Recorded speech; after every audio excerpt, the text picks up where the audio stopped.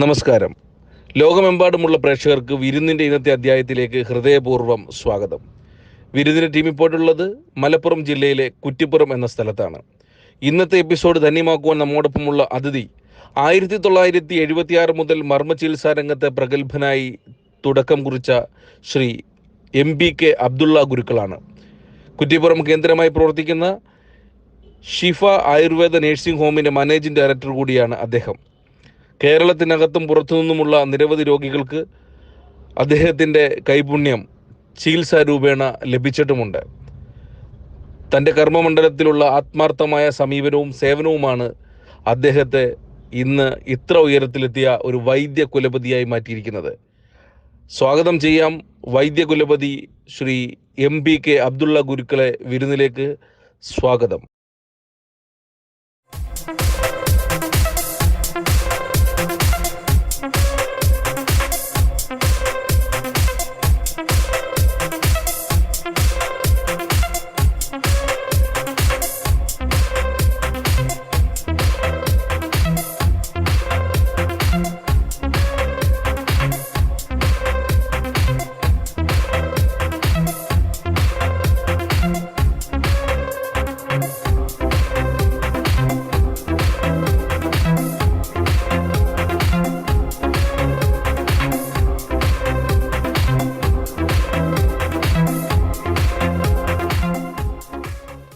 Sir, Shafi Ayurveda nursing home ഇവിടുത്തെ ഒരു പ്രത്യേകത ആയുർവേദ, യുനാനി, മർമ്മ, കളരി, യോഗ, അതുപോലെ തന്നെ പ്രായോഗിക ചികിത്സാ കേന്ദ്രം, ഇതെല്ലാം സമന്വയിച്ചുകൊണ്ട് മുന്നോട്ട് കൊണ്ടുപോകുന്ന ഒരു ആയുർവേദ നഴ്സിംഗ്. അതെ അതെ അതെ സർ, ഈ സ്ഥാപനത്തിന്റെ തുടക്കം ഇത് തുടങ്ങിയിട്ട് എത്ര വർഷമായിട്ടുണ്ടാവും? ഈ സ്ഥാപനം ഇവിടെ കുറ്റിപ്പുറം തുടങ്ങിയിട്ട് ഏകദേശം 29-30 വർഷത്തോളായി.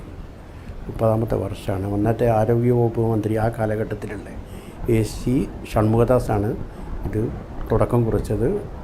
അത് എൻ്റെ ഒരു ഫ്രണ്ട് കൂടിയായിരുന്നു. ആയുർവേദ വൈദ്യ ചികിത്സയായിട്ട് ബന്ധമുള്ള ഒരു മിനിസ്റ്ററായിരുന്നു. അത് ഞങ്ങളായിട്ട് വളരെയധികം ബന്ധമുള്ളവരായിരുന്നു. അവരാണ് ഈ സ്ഥാപനം ഇവിടെ ഓപ്പൺ ചെയ്തത്.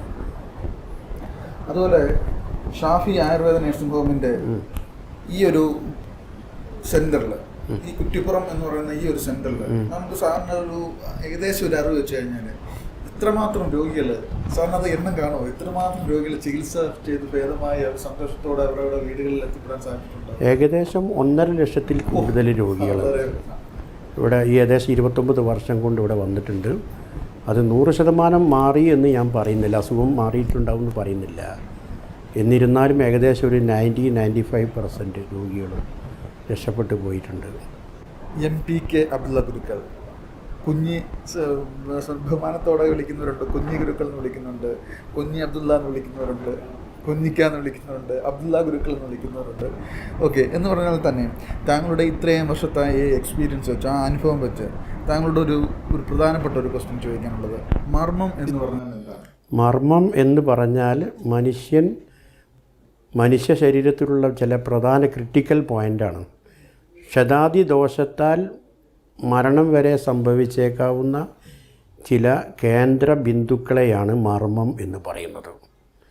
ചിലപ്പം പിന്നെ ആക്സിഡൻറ്റ് പോലെ രൂപത്തിലോ മറ്റെന്തെങ്കിലും അപകടം സംഭവിച്ചിട്ടോ മറ്റ് പല ശാരീരികമായിട്ടെന്തെങ്കിലും ബുദ്ധിമുട്ടും പ്രയാസങ്ങളൊക്കെ സംഭവിച്ചിട്ടോ അപകടപ്പെട്ടിട്ടോ മരണം വരെ സംഭവിച്ചേക്കാവുന്ന ചില പ്രധാന പോയിൻ്റുകളുണ്ട് ശരീരത്തിൽ. അതിൽ 107 108 ഒക്കെ പറയുന്നുണ്ട് മർമ്മത്തിൻ്റെ പോയിൻ്റുകൾ. ചിലപ്പോൾ അതിൽ കൂടുതലുണ്ടെന്ന് അഭിപ്രായങ്ങളുണ്ട്. എന്നിരുന്നാലും പ്രബലമായ അഭിപ്രായം 107 സ്ഥാനങ്ങളാണ്. അതാണ് മർമ്മം എന്ന് പറയുന്നത്. നമുക്ക് ഈ ഷാഫി ആയുർവേദിക് നഴ്സിംഗ് ഹോമിൽ ഈ മർമ്മപരമായിട്ടുള്ള എല്ലാ ചികിത്സയും നമുക്ക് ഇവിടെ ലഭ്യമാണോ? അതെ, എല്ലാം ലഭ്യമാണ്. അതുപോലെ തന്നെ സാറിനോട് ഒരു പ്രധാനപ്പെട്ട ഒരു ക്വസ്റ്റ്യൻ ആയിട്ടുള്ളത്, പാരമ്പര്യമായിട്ട് ഏത് ഗുരുനാഥിൽ നിന്നാണ് താങ്കൾ ഈ വിദ്യ അഭ്യസിച്ചത്? എൻ്റെ ഗുരുനാഥൻ ചെലവൂർ മാമു ഗുരുക്കളാണ്, CMM ഗുരുക്കൾ. CMM ഗുരുക്കൾ എന്ന് പറയും, CM മൗലവി എന്ന് പറയും, മാമു ഗുരുക്കളാണ് CMM ഗുരുക്കൾ. അവരെടുത്തു നിന്നാണ് ഞാൻ ഈ വിദ്യ, കളരിയും മറ്റ് ചികിത്സകളും പാരമ്പര്യമായിട്ട് സ്വായത്തമാക്കിയത്.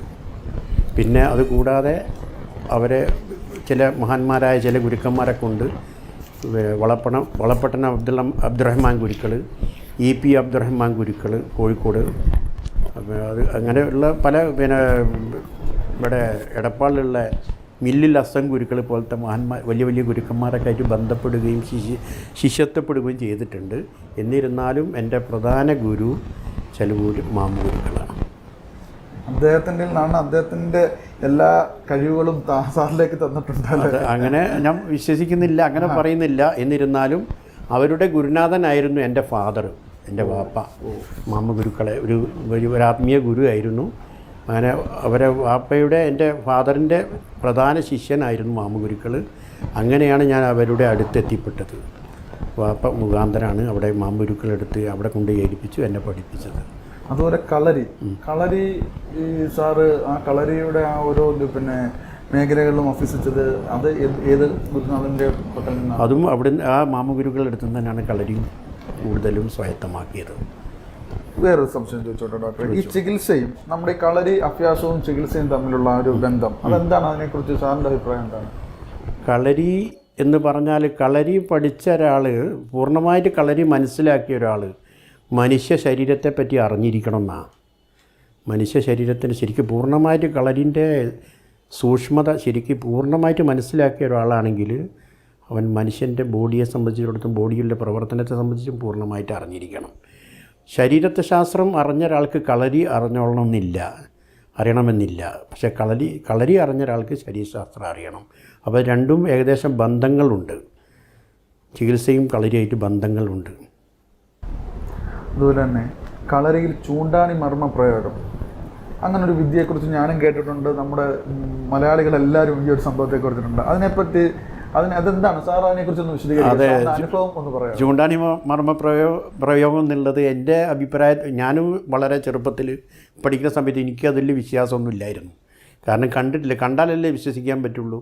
അങ്ങനെ യാദൃശികമായിട്ട് 1976, 77, 78 കാലഘട്ടത്തിൽ എൻ്റെ ഗുരുവിൻ്റെ സന്നിധിയിൽ വെച്ചിട്ട് എൻ്റെ കൂടെ പഠിക്കുന്ന ആളെ പേര് ഞാൻ പറയുന്നില്ല, ഒരു പ്രവർത്തകൻ, ഒരു ഗുരുക്കൾ അവരെന്ത് ചെയ്യുന്നറിയോ, ചൂണ്ടാണി മർമ്മപ്രയോഗത്തെ പറ്റിയിട്ട് വളരെ മോശമായി പ്രതിപാദിച്ചു, പരസ്യമായിട്ട് പ്രതിപാദിച്ചു. ഗുരുവിൻ്റെ സന്നിധിയിൽ വെച്ചിട്ടല്ല, മറ്റൊരു സ്ഥലത്ത് വെച്ച്. അത് ഗുരുവിനെ ഇഷ്ടപ്പെടുന്ന ഒരാൾ അത് ഗുരുവിൻ്റെ അടുത്ത് പോയിട്ട് പറഞ്ഞു, ഇങ്ങനെ തന്നെ ഒരാൾ ഇങ്ങനെ പറഞ്ഞിട്ടുണ്ട്. ഇപ്പോൾ ആളെ പറയുന്നത് ഇപ്പോൾ ഉചിതമല്ലല്ലോ.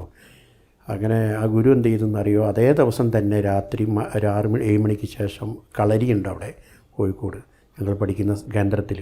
വലിയൊരു വളരെ പഴക്കം തന്ന കളരി. ആ കളരിയിൽ എല്ലാ ശിഷ്യന്മാരും അന്നത്തെ ജീവിച്ചിരിക്കുന്ന ഗുരുനാഥന്മാരും അന്നവിടെ ജോലി ചെയ്യുന്ന ഡോക്ടർമാരെല്ലാവരെയും വളരെ നിർബന്ധമായിട്ട് വരുത്തിക്കുകയും അവരെ മുമ്പിൽ വെച്ച് തന്നെ എന്ത് ചെയ്തു, ഈ ഗുരു ഞങ്ങളൊരു 6-7 പേരെ സെലക്ട് ചെയ്തിട്ട് എന്ത് ചെയ്തു, വളരെ മുമ്പോട്ട് മാറ്റി നിർത്തി. ഗുരു സെലക്ട് ചെയ്തല്ല, ഒരു ധൈര്യമുള്ള ആളുകൾ, ഒരു 4-5 പേരെ ആളുകളോട് എന്ത് ചെയ്തു, കളരിയിൽ ഒരു ഭാഗത്തേക്ക് നിൽക്കാൻ വേണ്ടി പറഞ്ഞു. ആ സമയത്ത് അന്ന് കളരിനെ പറ്റി, ആ ചൂണ്ടാണി മർമ്മപ്രയോഗത്തെ പറ്റിയിട്ട് വളരെയധികം മോശമായി വിമർശിച്ച ആ വ്യക്തി തന്നെയാണ് ആദ്യം നിൽക്കുന്നത്. ഒരു 7 പേരോടാണ് നിൽക്കാൻ പറഞ്ഞത്. പിന്നെ എന്ത് ചെയ്യുന്നു അറിയാം, ഓരോരോ ഗുരുക്കന്മാർ നിന്നു, ഒരാൾ നിർബന്ധിച്ചിട്ട് ഞാനും നിന്നു. ഞാൻ ഈ പറയുന്ന വ്യക്തിൻ്റെ അടുത്താണ് നിൽക്കുന്നത്. അങ്ങനെ ഗുരു ഞങ്ങളെ എന്ത് സംഭവിച്ചാലും ഈ ഗുരു എന്താണോ ചെയ്യുന്നത് ഒന്ന് പിന്നോട്ട് തിരിഞ്ഞ് നോക്കാൻ പാടില്ല. ഞങ്ങൾ ഈ 7 പേര് അതേ അവസരത്തിൽ 10-40-50 പേര് പുറമെ നിൽക്കുന്നുണ്ട്. ഉസ്താദിൻ്റെ ഗുരുനാഥന്മാരുണ്ട്, ഡോക്ടർമാരും മറ്റുള്ള ശിഷ്യന്മാരൊക്കെ ഉണ്ട്. അവർ ഗുരു ചെയ്യുന്നതെല്ലാം കാണുന്നുണ്ട്. യാദൃശികമായിട്ട് പെട്ടെന്ന് തന്നെ ഏകദേശം ഒരു 10 സെക്കൻഡിൻ്റെ ഉള്ളിൽ തന്നെ ഈ പറയുന്ന ഈ വിമർശിച്ച വ്യക്തി വളരെ അബോധാവസ്ഥയായിട്ട് താഴെ വീഴുന്നതും വളരെ വിഷമത്തിൽ കൈകാൽ കൊണ്ട് മരണവെപ്രാളത്തിൽ അടിക്കുന്നതും വായിൽ കൂടി ഞൊര പോലത്തുള്ള മരണസമയത്ത് വരുന്ന അതേ രൂപത്തിലുള്ള വിഷമങ്ങളെല്ലാം കാട്ടിക്കൂട്ടുന്നതും കണ്ടു. ഞങ്ങളെ സ്ഥാനത്ത് നിന്നവരൊക്കെ എന്ത് ചെയ്തു, അങ്ങോട്ട് കാലുകൊണ്ടുള്ള കൈകൊണ്ടുള്ള അടിയൊക്കെ കിട്ടിയപ്പോൾ മാറി നിന്ന സമയത്ത് ഗുരു ദൂരെ നിന്നിട്ട് വിരൽ കൊണ്ട് ചലിപ്പിക്കുന്നത് കണ്ടു ഇയാളെ. അത് പിന്നെ അതെന്ത് ചെയ്യുന്ന ഗുരു ചലിപ്പിക്കുന്ന സമയത്ത് ഇയാൾ ചലിക്കുന്നുണ്ട്. ഗുരു വിരലിൻ്റെ നിശ്ചലമാക്കുന്ന സമയത്ത് ഈ വ്യക്തി നിശ്ചലമാവുന്നുണ്ട്. അവസാനം ഈ ഡോക്ടറെ വരുത്തിച്ചെന്നതിനാണെന്നറിയോ, ആയുർവേദത്തിൽ എന്തെങ്കിലും പ്രതിവിധി ഉണ്ടോ എന്നറിയാൻ വേണ്ടിയിട്ട് അവർക്കൊന്നും ചെയ്യാൻ പറ്റിയില്ല. ഗുരുനാഥന്മാർ 2 പേരുണ്ടായിരുന്നു, അവർക്കും പ്രതിവിധി ചെയ്യാൻ പറ്റിയില്ല. അവസാനം ഗുരു തന്നെ പോയിട്ട് അതിൻ്റെ പ്രതിവിധി ചെയ്തു രക്ഷപ്പെടുത്തി നേരിട്ട് കണ്ടതാണ്. ആ കണ്ടതിന് ശേഷമാണ് ഇങ്ങനെ കളരിയിലൊരു ചൂണ്ടാണി മർമ്മ പ്രയോഗം ഉണ്ടെന്നുള്ള ഒരു 100% വളരെയധികം സത്യാവസ്ഥ ഞാൻ മനസ്സിലാക്കുന്നത്. ആ ദിവസം വരെ എനിക്കും അതിൽ വിശ്വാസമല്ലായിരുന്നു. ഞങ്ങളൊക്കെ മുമ്പിൽ വെച്ചിട്ട് ഒരു ശിഷ്യനെ ചെയ്തെന്ന് നേരിൽ കണ്ടു. അതെന്നാലും നമുക്ക് മനസ്സിലായി ഇതൊരു സംഭവം യാഥാർത്ഥ്യം തന്നെ. ഇന്ന് അങ്ങനത്തെ ഒരാളുകൾ കേരളത്തിലുണ്ടോ എന്ന് പ്രയാസമാണ്. അങ്ങനെ പ്രയോഗിക്കാൻ പറ്റുന്ന ഗുരുക്കന്മാർ അപൂർവം എവിടെയെങ്കിലും ഉണ്ടെങ്കിലേ ഉള്ളൂ. ഓർമ്മയിൽ എവിടെ ഇല്ല. ഇപ്പോൾ ആ ഒരു വിദ്യ അറിയാവുന്ന ഗുരുക്കന്മാർ ഉണ്ടാവുമോ? വളരെ പ്രയാസമാണ്. നമ്മൾ ഗുരു എന്ന് പറഞ്ഞിട്ടുണ്ടെങ്കിൽ ആത്മീയതയും ഉൾക്കൊണ്ടിട്ട് ജീവിക്കുന്ന ഒരു വ്യക്തിയായിരുന്നു. കളരി ചികിത്സ മാത്രമല്ല, മറ്റ് നല്ലൊരു ആത്മീയമായിട്ട് വളരെ ഉയർന്ന രൂപത്തിൽ ജീവിച്ച് മറ്റുള്ള ആളുകൾക്കും ശിഷ്യന്മാർക്കൊക്കെ മാതൃക കാണിച്ചു കൊടുത്തൊരു മഹാവ്യക്തിയായിരുന്നു മാമുഗുരുക്കൾ. അതുപോലെ തന്നെ നമുക്ക് ഈ പാരമ്പര്യ ചികിത്സയിൽ വിശ്വാസം ഒരു പ്രധാനപ്പെട്ട അതിനെക്കുറിച്ച് താങ്കളുടെ അഭിപ്രായം? വിശ്വാസമാണ് പ്രധാന ഘടകം. വിശ്വാസം രോഗിക്ക് വൈദ്യനെയും വിശ്വാസം വേണം, വൈദ്യന് രോഗിനെയും വിശ്വാസം വേണം. ചികിത്സയും നന്നായിരിക്കണം, മെഡിസിനും നന്നായിരിക്കണം, പ്രവൃത്തി നന്നായിരിക്കണം. ഇതെല്ലാം കൂടി ചേരുന്ന സമയത്താണ് ശാന്തി അല്ലെങ്കിൽ ഷാഫി അല്ലെങ്കിൽ സമാധാനം ഒരു ശക്തി അതിൽ നിന്നും പുറപ്പെടുന്ന അനുഭവിക്കുന്ന രോഗി വിശ്വാസമല്ലാതെ മരുന്ന് എത്ര നന്നായിട്ടും കാര്യമില്ല, ചികിത്സ എത്ര നന്നായിട്ടും കാര്യമില്ല, വൈദ്യൻ എത്ര നന്നായിട്ട് പ്രവർത്തിച്ചിട്ടും കാര്യമില്ല, വൈദ്യൻ്റെ വിശ്വാസം ഉള്ളതുകൊണ്ടും കാര്യമില്ല. രോഗിൻ്റെയും പൂർണ്ണമായിട്ടുള്ള വിശ്വാസവും സഹകരണവും ഈ ചികിത്സക്ക് ആവശ്യമാണ്. അതില്ലാത്ത പക്ഷം രോഗം ശാന്തിയാവാനും സമാധാനം കിട്ടാനും പ്രയാസമാണ്. അതുപോലെ തന്നെ സാർ, നമുക്ക് ഇപ്പോൾ നമ്മുടെ ഈ പ്രോഗ്രാം കണ്ടുകൊണ്ടിരിക്കുന്ന പ്രവാസികളായിട്ടുള്ള സഹോദരങ്ങൾ ഒരുപാട് പേര് ഈ പ്രോഗ്രാം കണ്ടുകൊണ്ടിരിക്കുന്നുണ്ട്. അവരെ നേരിടുന്ന ഏറ്റവും ഒരു പ്രധാനപ്പെട്ട പ്രശ്നം എന്ന് പറഞ്ഞാൽ അവരുടെ ജോലി സംബന്ധമായിട്ടുള്ള ഒന്നിൽ ഇരുന്നുള്ള ജോലിയായിരിക്കും, അല്ലെങ്കിൽ ഡ്രൈവറായിരിക്കും, അല്ലെങ്കിൽ ഓഫീസിൽ ഇരിക്കുന്ന ജോലിയായിരിക്കും. അവരുടെ ഈ നടുവിന് ഡിസ്ക് കംപ്ലൈൻറ്റ്, പിന്നെ മുട്ടിന് തേയ്മാനം, ഈ ഒരു വളരെ കൂടുതലായി ഈ ഒരു കാലഘട്ടത്തിൽ ഏറ്റവും കൂടുതൽ കണ്ടുകൊണ്ടിരിക്കുന്ന ഒരു പ്രോബ്ലംസ് ആണത്. അതിൻ്റെ ട്രീറ്റ്മെൻറ്റ് ഇവിടെ വളരെ ഫലപ്രദമായിട്ട് നടക്കുന്നുണ്ടല്ലേ? അപ്പോൾ അത് എങ്ങനെയാണ് അതിൻ്റെ ട്രീറ്റ്മെൻറ്റ്? നമുക്കിത് ഇതെങ്ങനെ കണ്ടുപിടിക്കാം? അത് ഇന്നതാണ് നമ്മുടെ അസുഖം എന്ന് ഒരു രോഗിക്ക് മനസ്സിലാകേണ്ട കുറച്ച് കാര്യങ്ങളെന്ന് പറഞ്ഞു തരാമെങ്കിൽ. അതെങ്ങനെയാണെന്ന് പറയാം, ഡിസ്ക് കംപ്ലൈൻറ്റ് നല്ല താനെ വരുന്നതല്ല. അത് ഒന്നിക്കില്ല അവർ വെയിറ്റ് എന്തെങ്കിലും പൊക്കുന്ന സമയത്തോ, അല്ലെങ്കിൽ യാത്രയിലൊക്കെ പെട്ടെന്ന് വണ്ടിയിലൊക്കെ യാത്ര ചെയ്യുന്ന സമയത്ത് ഗട്ടറിലൊക്കെ ചാടുന്ന സമയത്തോ, അല്ലെങ്കിൽ ഷീറ്റ് ഈ ഭാഗം കുത്തിയിട്ട് ബാക്ക് ഷീറ്റ് ഭാഗമെല്ലാം കുത്തി വീഴുന്ന സമയത്തൊക്കെ ഡിസ്കിനുള്ള സ്ഥാനചലനങ്ങൾ വരുന്നുണ്ട്. അല്ലാതെ താനെ ഡിസ്കിന് കംപ്ലൈൻറ്റ് വരില്ല. എന്തെങ്കിലും ഒരു അടിസ്ഥാന കാരണം അതിനുണ്ടാവും. മറ്റുള്ള തേയ്മാനം എന്ന് പറഞ്ഞാൽ ഒരു ഏജ് അങ്ങോട്ട് കഴിഞ്ഞാൽ ഏകദേശം 40-45 വയസ്സോട് കൂടിയിട്ട് തന്നെ എന്താ ശരീരത്തിലുള്ള ചില മുട്ടിനൊക്കെ തേയ്മാനം വരും. ആ ജോയിൻറ്റുകൾക്കൊക്കെ അത് ബാധിക്കും. അതെന്താണെന്ന് പറയാം, അതിന് പിന്നെ പ്രത്യേക കാരണമൊന്നും വേണ്ട. കൂടുതൽ വർക്ക് ചെയ്യുന്നവർക്കും കൂടുതൽ ജോലി ചെയ്യുന്നവർക്കൊക്കെ എല്ല് തേയ്മാനമൊക്കെ വരാൻ സാധ്യത കൂടുതലാണ്. അതുപോലെ തന്നെ ഈ അസ്ഥി ഒടിഞ്ഞാൽ നമ്മളിപ്പോൾ ഉള്ള ആധുനിക ചികിത്സ ഈ അലോപ്പതിയിൽ പെട്ടെന്ന് പെട്ടെന്ന് ആ ചികിത്സയെ നമ്മൾ മറികടന്നുകൊണ്ട് പെട്ടെന്ന് രോഗിക്കൊരു ശാന്തി ലഭിക്കാൻ നമ്മുടെ ഈ ട്രീറ്റ്മെൻറ്റ് കൊണ്ട് ഉണ്ട്. അസ്ഥി ഒടിഞ്ഞ് കഴിഞ്ഞാൽ പണ്ട് കാലത്തെ ഈ ചികിത്സ മാത്രമേ ഇവിടെ നിലവിലുണ്ടായിരുന്നുള്ളൂ. ഈ പാരമ്പര്യ ചികിത്സ ആയുർവേദ ചികിത്സ തന്നെയാണ്.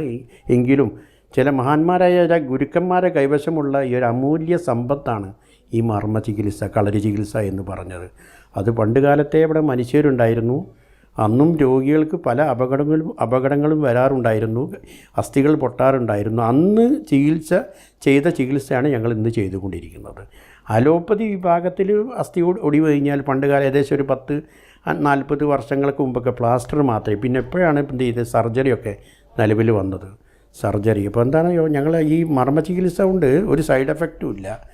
ശരിക്കും അത് വളരെ മനസ്സിലാക്കി ചെയ്യുകയാണെങ്കിൽ രോഗി അനുസരിക്കണം, ക്ഷമ വേണം രോഗിക്ക്. മനസ്സിലാക്കി ചെയ്യുകയാണെങ്കിൽ വളരെ ബുദ്ധിമുട്ടില്ലാത്ത രൂപത്തിൽ, ഒരു സൈഡ് എഫക്റ്റും ഇല്ലാത്ത രൂപത്തിൽ രോഗിക്ക് ചെയ്യാൻ പറ്റും. പൂർണ്ണമായിട്ട് രോഗിയുടെ അസുഖം മാറ്റാൻ പറ്റും. സാർ, താങ്കളുടെ ഗുരുക്കന്മാരുടെയും താങ്കളെ പഠിപ്പിച്ച ഗുരുക്കന്മാരെ കുറിച്ച് പറയുമ്പോൾ തന്നെ താങ്കളുടെ ആ മനസ്സിലെ ആ ഒരു സത്യസന്ധതയും ആത്മാർത്ഥതയും വളരെ വലുതാണ്. സാർ, അന്നുള്ള ആ കാലഘട്ടത്തിലുള്ള ഗുരുശിഷ്യ ബന്ധം ഇപ്പോഴും നിലനിൽക്കുന്നുണ്ടോ? ഒരിക്കലും നിലനിൽക്കുന്നില്ല. പണ്ട് കാലങ്ങളിൽ ഞാൻ പഠിച്ച കാലഘട്ടത്തിലും അതിന് മുമ്പ് ഉള്ള കാലഘട്ടങ്ങളിൽ ഗുരു എന്ന് പറഞ്ഞാൽ ശിഷ്യന് ഒരു ദൈവം പോലെ ആയിരുന്നു. ഒരു ദൈവത്തിൻ്റെ മുമ്പിൽ എങ്ങനെയാണോ നമ്മൾ അനുസരിക്കുന്നത്, എങ്ങനെയാണോ വഴിപ്പെടുന്നത്, ഇതേ രൂപത്തിലായിരുന്നു ശിഷ്യന്മാർ ഗുരുവിൻ്റെ അടുത്ത് പെരുമാറിയിരുന്നത്. ഇന്ന് അതില്ല. മനസ്സാ വാചാ കർമ്മണ. ഒരു ഗുരുവിനെ ശിഷ്യൻ എങ്ങനെ അംഗീകരിക്കുന്നു, എങ്ങനെ ബന്ധപ്പെടുന്നോ അതേ രൂപത്തിൽ ഗുരുവിന് അത് ബോധ്യം വരും. എൻ്റെ ശിഷ്യൻ എന്നുള്ള ഒരു വാക്ക്, എൻ്റെ അരുമ ശിഷ്യൻ എന്നുള്ളത് അതേ രൂപത്തിൽ ശിഷ്യനും മനസ്സിലാവും. എൻ്റെ അരുമ ഗുരു, എൻ്റെ പ്രിയപ്പെട്ട ഗുരു, എൻ്റെ ഏറ്റവും പ്രിയപ്പെട്ട ഗുരു. അങ്ങനെ പരസ്പരം അങ്ങോട്ടും ഇങ്ങോട്ടും ഗുരു ശിഷ്യനെയും ശിഷ്യൻ ഗുരുവിനെയും പൂർണ്ണമായിട്ട് അംഗീകരിക്കുന്ന സമയത്ത്, മനസ്സിലാക്കുന്ന സമയത്ത് ഈ ബന്ധം നിലനിൽക്കുന്നുള്ളൂ. ഉദാഹരണം പറയുകയാണെങ്കിൽ ഭാര്യ ഭർത്താവ് എന്ന് പറഞ്ഞാൽ മാനസികമായിട്ട് ബന്ധമില്ലെങ്കിൽ ആ ബന്ധത്തിന് അർത്ഥമില്ല. പരസ്പരം അങ്ങോട്ടും ഇങ്ങോട്ടും ഭാര്യ ഭർത്താവിനോടും ഭർത്താവ് ഭാര്യയോടും ശരിക്കും പരസ്പരമുള്ള വിശ്വാസമാണ് ആ ഒരു ഭാര്യ ഭർത്താവ് ബന്ധം. അതില്ലെങ്കിൽ ആ ബന്ധത്തിന് അർത്ഥമില്ല. ഇതേ രൂപത്തിൽ തന്നെയാണ് ഗുരു ശിഷ്യ ബന്ധം. മനസ്സാ വാചാ കർമ്മണ. ഇതിൻ്റെ ഉപരിയായിട്ട് മറ്റൊന്നും പറയാനില്ല. എന്നാ ബന്ധങ്ങളൊന്നും കാണുന്നില്ല. കാരണം എന്താ പറയുക, ഗുരുവിനൊക്കെ നമ്മൾക്ക് പഠിപ്പിച്ച് തന്ന് വളരെ പ്രയാസപ്പെട്ടിട്ട് പഠിപ്പിച്ച് തന്നൊരു വിദ്യയാണ്. പക്ഷെ അതെന്ത് ചെയ്യുന്നില്ലെന്ന്, അതിൻ്റെ പൂർണ്ണ രൂപത്തിൽ ഇന്ന് എന്ത് ചെയ്യാൻ പറ്റുന്നില്ല. ശിഷ്യർക്ക് പറഞ്ഞു കൊടുക്കാനോ അനുസരിക്കുന്ന ശിഷ്യന്മാരും വളരെ ദുർലഭമാണ്. ഇല്ല എന്നുള്ളതല്ല, ഉണ്ട്. വിരലിലെണ്ണാൻ പറ്റുന്ന ശിഷ്യന്മാർ മാത്രമേ ഉള്ളൂ. താങ്കൾക്ക് താങ്കളുടെ എല്ലാ വിജയത്തിനും പിന്നിൽ താങ്കളുടെ ഗുരു. താങ്കൾക്ക് ഗുരുവിനെ പറയുമ്പോൾ തന്നെ 100 നാവാണ്. ഗുരു എന്ന് പറയുമ്പോൾ തന്നെ താങ്കളുടെ ആ മനസ്സിൻ്റെ ഉള്ളിൽ നിന്നാണ് ആ ഒരു വിളി വരുന്നത്. താങ്കളുടെ ആ ഗുരു ശിഷ്യ ബന്ധത്തിൻ്റെ ആ ഒരു പവിത്രത ഇപ്പോൾ നമുക്ക് തീർച്ചയായിട്ടും മനസ്സിലാക്കാൻ കഴിയുന്നുണ്ട്. താങ്കളുടെ ഗുരുവിനും താങ്കളുടെക്കും എല്ലാവിധ വിജയങ്ങളും നമ്മുടെ ടീം നേരുന്നു. അതുപോലെ തന്നെ താങ്കൾക്ക് ഇനി പറയാനുള്ളത്, ഈ ഒരു ഇത്രയും വിജയത്തിലെത്തി നിൽക്കുന്ന താങ്കളുടെ സ്ഥാപനത്തിൻ്റെ ഒരു മാനേജിംഗ് ഡയറക്ടറായിട്ടുള്ള സാർ, നമ്മുടെ ഈ പ്രോഗ്രാം കണ്ടുകൊണ്ടിരിക്കുന്ന അനേകായിരം പ്രേക്ഷകർക്ക് വേണ്ടി കൊടുക്കുന്ന ചെറിയ നിർദ്ദേശം വളരെ വലുതായിരിക്കും. താങ്കളുടെ ഈ ഒരു സ്ഥാപനത്തിൽ താങ്കളുടെ ഈ അറിവിൽ വെച്ച് ഒരു നിർദ്ദേശം കൊടുക്കുകയാണെങ്കിൽ? നിർദ്ദേശം എന്ന് പറഞ്ഞാൽ, പരിപൂർണ ആരോഗ്യത്തിന് രോഗം വന്നിട്ട് ചികിത്സിക്കുന്നതിലും ഭേദം വരാതിരിക്കാൻ ശ്രദ്ധിക്കുക എന്നുള്ളതാണ്. രോഗം വന്ന് ചികിത്സിക്കാൻ വലിയ പ്രയാസമാണ്. ചിലപ്പോൾ അത് രോഗം മാറ്റിയെടുക്കാൻ പ്രയാസമാണ്. വരാതിരിക്കാൻ സൂക്ഷിക്കുക. നമ്മളുടെ അശ്രദ്ധ കൊണ്ടാണ് ഒരു പരിധി വരെ രോഗങ്ങൾ വരുന്നത്. ദൈവം നമുക്ക് എന്ത് ചെയ്യുന്നില്ല, രോഗം ചിലപ്പം തരുന്നില്ല എന്ന് തന്നെ പറയാം. നമ്മൾ അശ്രദ്ധ കൊണ്ട് വരുന്ന രോഗങ്ങളാണ് കൂടുതലും. ഭക്ഷണ ക്രമീകരണത്തിലും വ്യായാമത്തിലും ഒക്കെ സൂക്ഷിച്ചുകൊണ്ട് മുമ്പോട്ട് നീങ്ങിക്കഴിഞ്ഞാലും ഒരു പരിധി വരെ മോചനം കിട്ടും ശരീരത്തിനും മനസ്സിനും. വളരെ നന്ദി MBK Abdullah Gurukkal sir. Shafi Ayurveda nursing ഹോമിൻ്റെ മാനേജിംഗ് ഡയറക്ടറുള്ള അബ്ദുള്ള സാർ വരുന്ന പ്രേക്ഷകരോട് ഇത്രയധികം വിലപ്പെട്ട സമയം, താങ്കളുടെ ഈ വിലപ്പെട്ട കുറച്ച് സമയം നമുക്ക് വേണ്ടി അനുവദിച്ചതിന് നമ്മുടെ പ്രേക്ഷകരുമായി അദ്ദേഹത്തിൻ്റെ അനുഭവങ്ങളും അദ്ദേഹത്തിൻ്റെ വിജയങ്ങളും നമ്മളുമായി പങ്കുവെക്കാനും കഴിഞ്ഞതിൽ വളരെയധികം സന്തോഷം രേഖപ്പെടുത്തുന്നു.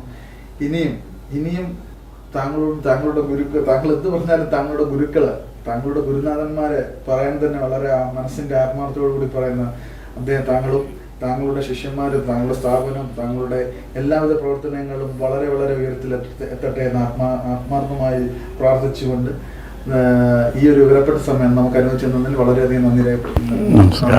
നമസ്കാരം.